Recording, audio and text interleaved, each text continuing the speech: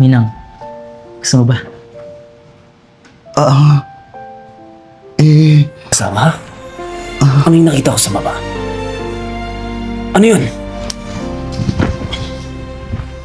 Makinig ka nga sa akin. Hindi ko pwedeng sabihin. Ikaw ang gusto ko. Mahal kita. kaya pala. Hayop ka. Ano nagawa ko sa'yo, Jom? Nakitusan lang ako. Inutusan! At sinunod naman! Tama na. Tama na? Isa ka pa? Ang bababoy nyo! At dito ba sa sarili ko mamamahay? Ang kapal ng mukha yung dalawa! Mahal kita habang buhay, ikaw ang dasal ng aking... Sir, pagkatapos ito, magpapakalayo-layo na muna kami ni Jom. Kasi naawa na rin ako sa anak ko. Gusto kong magbagong buhay kami sa malayo. Kaya bahala ka na muna ha. Gusto ko lang maibigay kay Jom yung hindi ko naibigay nung time na wala ako sa piling niya. Alam mo ate, nakakapagod na nga rin eh. Oo, tigilan natin to. Gagawa rin siguro ako ng paraan para makapagbayad-bayad kay Neil. Ako din, sir. Pero sa ngayon, gusto ko munang mag-enjoy kasama ang anak ko. Pero babalikan ko si Maring Neil. Nang sa ganun, makabayad din ako sa kanya sa pagkakautang ko. Tama ate? Mel, Yan na. Sar, ikaw, hindi ka ba nahiya sa katawan mo? Ginagamit mo yung inaanak ko para sa sarili mong kapakanan. Sar, mahiya ka naman. Ang laki-laki mong tao. Magtrabaho ka para na sa ganon, makapagbayad ka sa akin. Hindi yung gagamitin mo ang inaanak ko para landiin ako. At ikaw, Mel, nandito ka naman pala. Pati nahayaan mo ang kapatid mo na gawin sa akin ang inaanak ko yun. Maring Neil, sorry kasi naloko ko nung... Akala ko siya mag-aawon sa akin sa kahirapan. Akala ko matutupad na yung pangarap ko kasama ang anak ko pero wala. Hindi ako nagtagumpay. May asawa yung apam na akala ko siya mag-aahon sa amin ng anak ko. Sorry, Mare. Ganon. Kaya hinayaan mo si Sar na ibugaw sa akin ng inaanak ko? Neil, sorry talaga. Wala na kasi akong choice eh. Alam mo yung isang kahig isang tuka kami. Hirap na hirap kaming makakain parehas. Ultimo, pagbebenta ng bote, ginagawa na namin para magkapera kami. Hindi ko rin naman talaga gusto yun. Kaya lang, wala na talaga akong choice. Hirap talaga kami. Pasensya na talaga. Sana mapatawad mo pa kami. Alam mo, matagal ka lang gustong gawin to eh. Ang kapal kasi ng mukha mong bakla ka. Di ba dapat ikaw yung nagtuturo sa kanila ng tamang asal? Tapos ikaw pa yung nangunguna. Mare, tama na. Huwag mong sayangin ang sarili mo dyan sa mga taong klaseng yan. Mga walang kwenta. Kayo, matuto na kayo niyan. Mahiya kayo sa katawan nyo. Huwag niyong gawin ang anak nyo na mapunta sa ibang mga bakla para lang sa sarili nyo kapakanan.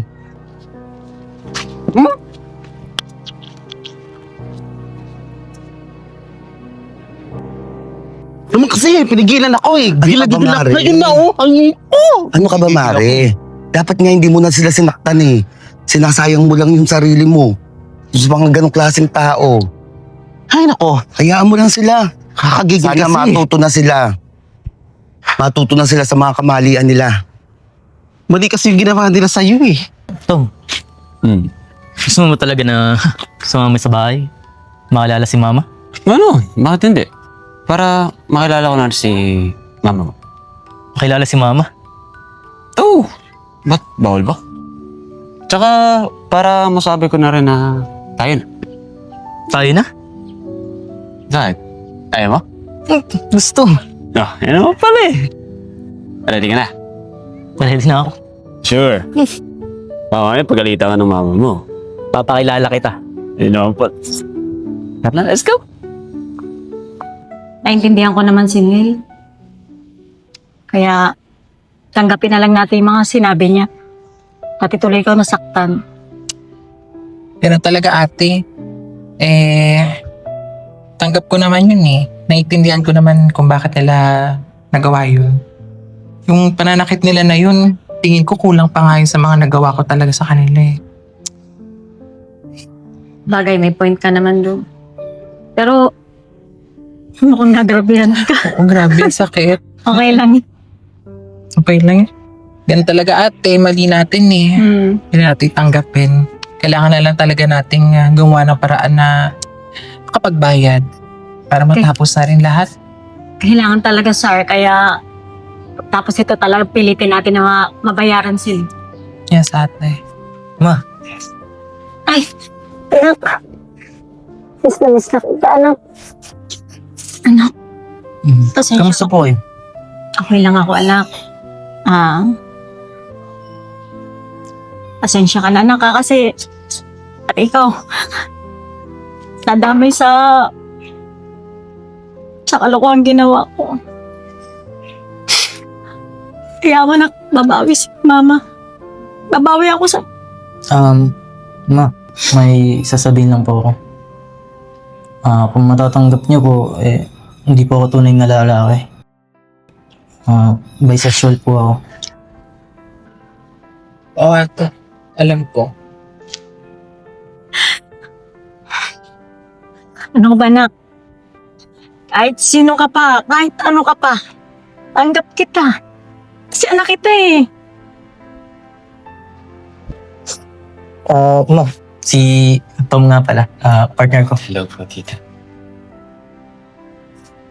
Oh! At, paano si Neil? Sa totoo po niyan, talagang napamahal na po kay Jom. Tsaka alam ko naman po na maintindihan din ni Lilian. Siguro ngayon, hindi pa niya matanggap pero naniniwala ako time by time. Dadating din sa punto na tatanggapin niya kung anong meron ka sa amin ni Jom. Jom, Tom, naintindihan ko naman at naunawaan ko ang relasyon nyo. Pero, mas makakabuti pa rin yung humingi kayo ng dispensa kay Neil. Nasa ganon, wala tayong nasasaktan o maging maayos ang pagsasama nyo. Opo, tita. Sige po.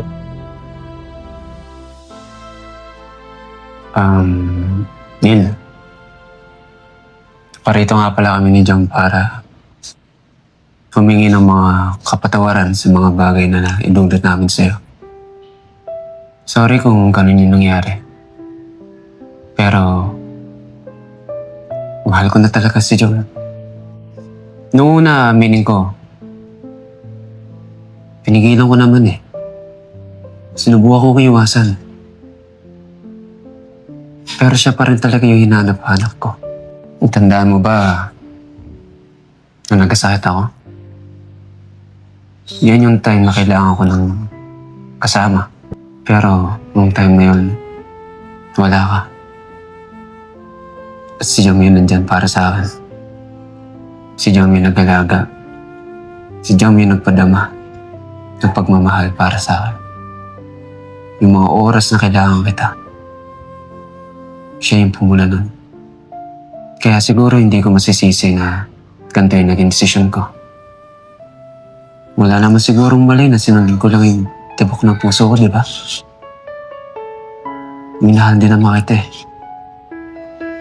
Pero, nung dumating si Jom, doon ko labis na naramdaman kung ano ba talaga ang kahulugan ng tunay na pagmamahal. Kaya, naparito kami. Hindi lang para humingi ng sorry. Para kunin na rin yung mga gamit ko na natira. Kasi balak na rin namin magbukod dito. Sana mapatawad niyo kami. Masaya ako para sa inyong dalawa.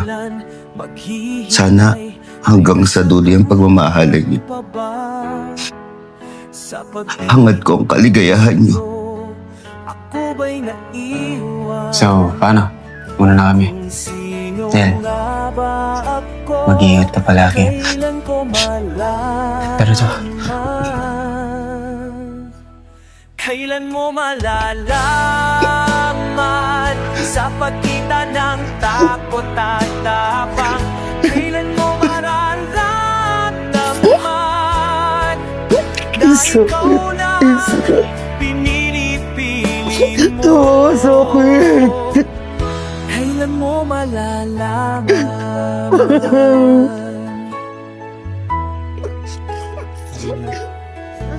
Lumilipas ang oras, hindi ko na malayan.